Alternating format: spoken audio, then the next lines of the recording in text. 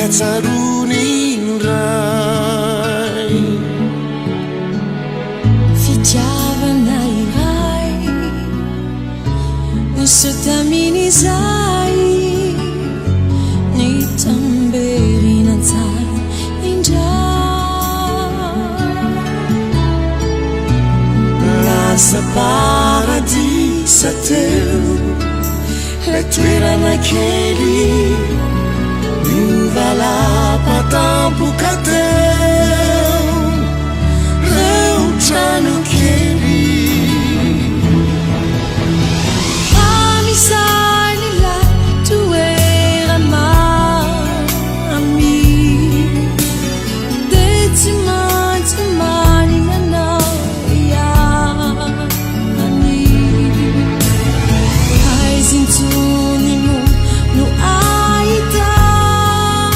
anao ny fomba fanilazanao amisany ilay toera mami de tsy maintsy maninanao iany aizintsony mo no ahitako anao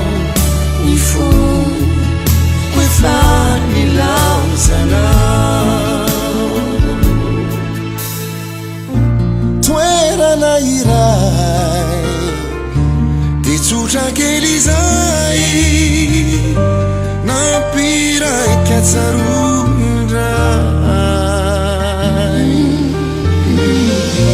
fitiavana iray niseho tamin'izay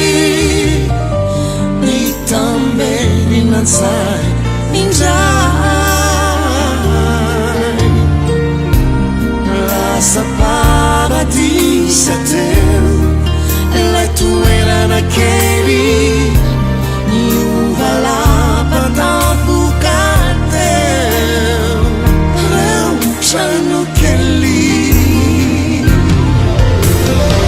amisany ilay toera mami de tsy maintsy maninanao iany aizintsony mo no ahitako anao ny fomba fanilazanao amisany ilay toera mami de tsy maintsy maninanao iany aizintsony mo no ahitako anao ny fomba fanilazanao